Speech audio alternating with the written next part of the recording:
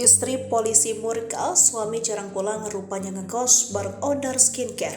Masih istri orang. Viral di media sosial, istri sah polisi bongkar dugaan perselingkuhan suami dengan seorang owner skincare. Dikutip dari Tribun Medan, dugaan perselingkuhan Ibda SK 36 tahun dengan owner skincare inisial AS 28 tahun di Makassar, Sulawesi Selatan itu dibongkar sendiri oleh istri SK berinisial RP 35 tahun. Dugaan perselingkuhan tersebut dibagikan di akun Instagram miliknya yang kemudian diunggah kembali oleh akun Instagram Teropong Makassar. Dalam unggahan tersebut, istri polisi yang dikenal dengan inisial RP mengungkapkan perilaku buruk suaminya. Dia mengatakan bahwa suaminya yang merupakan oknum polisi sering tidak pulang ke rumah. RP awalnya mengira bahwa suaminya sibuk dengan tugas negara. Namun setelah diselidiki terbukti bahwa suaminya terlibat dalam hubungan selingkuh dengan seorang perempuan yang merupakan pengusaha skincare. RP kemudian mengungkapkan bahwa suaminya kini tinggal bersama perempuan selingkuhannya itu di sebuah indekos. Dari situ, RP menyadari bahwa jarangnya suaminya pulang karena mereka telah tinggal satu atap. Selain itu, dalam curhatannya RP menceritakan awal mula kecurigaan terhadap perselingkuhan suaminya. Dia mengungkapkan bahwa perselingkuhan tersebut dimulai ketika barang milik wanita selingkuhannya tertahan di pelabuhan